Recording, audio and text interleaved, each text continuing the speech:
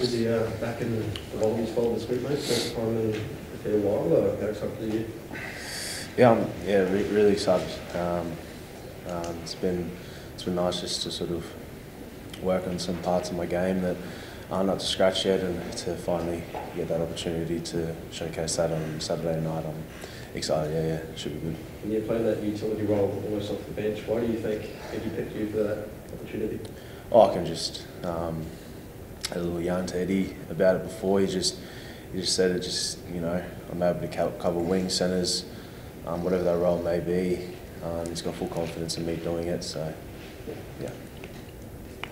Eddie has talked about, you know, while he's coming as underdogs, you know, maybe not being headed outside of the group will give you scratch a chance. Do you sense that sort of motivation of really trying to stun the Kiwis and make a statement on Saturday?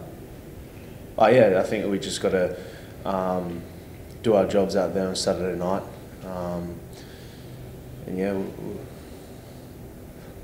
underdogs or not, I think we just got to do our jobs. Jed, you get to start alongside Tom Hooper this week. We spoke at presser a couple of weeks ago about him, and you know, coming off a pretty disappointing debut in South Africa. What advice have you given him, I guess, before the game this weekend, and what do you want to see from him? I guess just what he's been bringing at Super Rugby. Yes, you know, his debut was cut short by a shoulder injury, and he's been raring to get back, and Eddie's put a lot of work into us for the last 6 days or the last 7 days.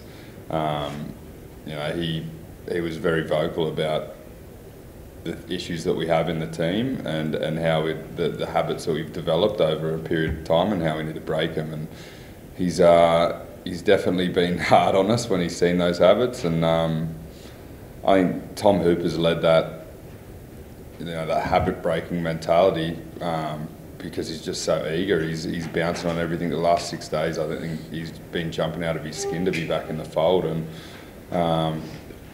it's interesting because it's not a traditional, I guess, Australian 7, but I have no doubt the work he gets through, you know, his mentality towards a game. He loves being in everything, so I can't wait to see him have a crack.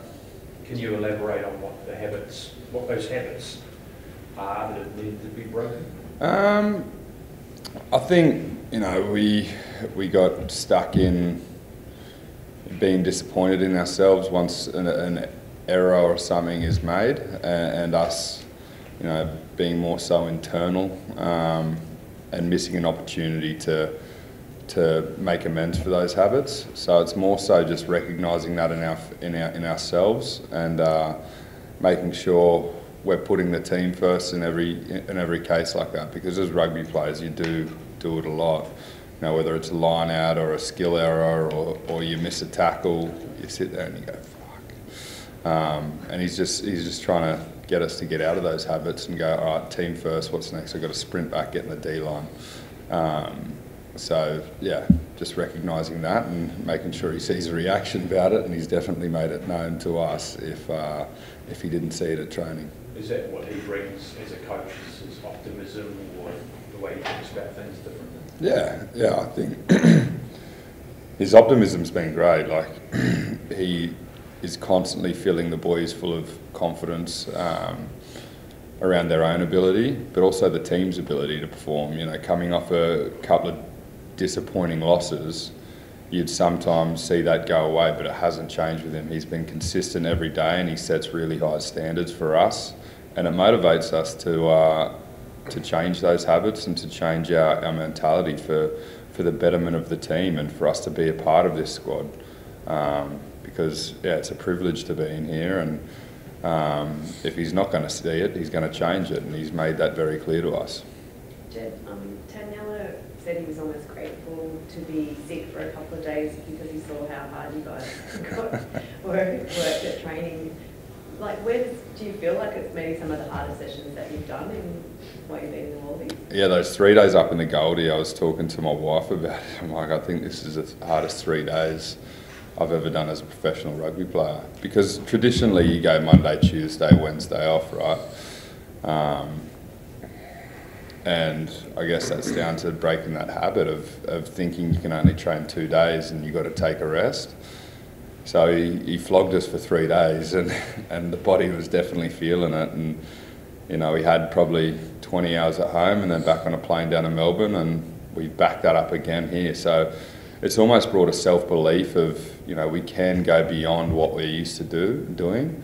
You know, we can push the boundaries, our bodies can do this. So it's brought a huge amount of belief amongst the group. And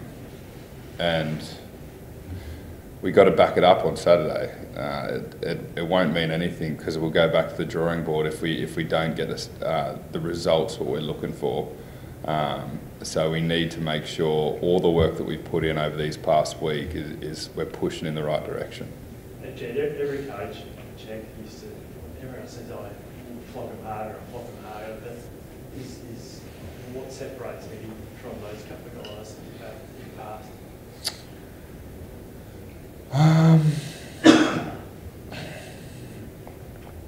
It's hard because when I was with Czech, I was so young. You know,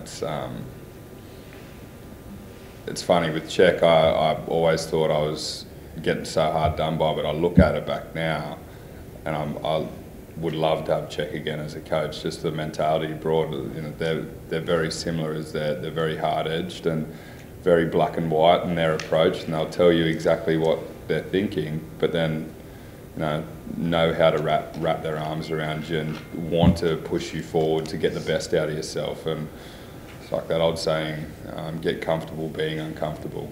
And if we're going to be the best team that we want to be, that's what we constantly need. So really comparing the coaches, I don't think, you know, I can do that, but I love the approach. It's just so different to what we've been used to, and where the team as a collective has been, you know, nailing it and turning up every day with the want to get better. You know, no one's been, you know, dragging their bottom lip or anything like that. Everyone wants to get better every day because they know if they don't perform at training, you know, you could be on the outer. So, yeah, we've been flying. Jed, the team is quite inexperienced. I think Eddie said it might be the most inexperienced team he's picked, but done so partly for the reason of having no history against the All Blacks. I mean, a huge occasion, 85,000 people were at the MCG. What gives you confidence that these young guys like Tom and Carter Gordon, these guys can survive in that cauldron? I mean, I've been super impressed with Carter all year. Like, the development that he showed from year one at the Rebels to this year is astronomical. Like, his rise has been unbelievable. So I'm so excited for him to get his shot, and same as Tommy Hooper. But yeah, I think change is always good, and then our bench with the guys coming off, bringing that experience, because, you know, it's probably a thing we haven't really done well. Our bench coming into the game and really controlling it, and having guys like Slips, Whitey coming off that can really bring that cool collectiveness and help us finish off the game. So I'm excited for those guys, excited for Angus Bell, you know, starting for the first time in I guess, over a year because of his toe. Excited for Nella to come back. So, yeah, just can't wait to see what we can do on Saturday. And playing a Big Seven, how does that change your role and kind of the whole back middle row mentality? Not a huge amount, because Tommy's obviously quite young and eager, so he'll get around the ball quite a bit, and he loves flying into things. So in terms of my role, I just got to, because I'm the older head amongst those three, is just try to drive that energy, especially with our big boys in the middle. You know, keep them tight if something doesn't go their way, and help them through that through the game, and make sure that we're checking in as a back row group. But, you know, we're not expecting Tommy to do what Hoops does or do what Fraser does. We just want him to play his game, and I mean, Bobby's game speaks for itself. So making sure that we don't go away from that and what our games are. because that's what we've been picked for, is to bring that, and yeah, that's what Eddie wants from us. Izzy, what's Eddie done to your game? Yeah, just like as Jed was saying, he's black and white. He's straight to the point, which I appreciate. So yeah, he's just like the little things like short kicking game, long kicking game, and stuff like that. So we've got a good kicking coach in Russ, and been able to chip away with him over the weeks I haven't been playing. So it's been nice to sort of sharpen the iron with Russ in terms of my kicking game and stuff like that. So and just being able to do that and enjoy it. So yeah, I think he's sort of seen a change in me, willing to work hard and stuff like that, and sort of earn it. And like Eddie's got a pretty great record against the All Blacks. Do you guys think about that? Does it help, like, give you belief that this can be done? Yeah, definitely.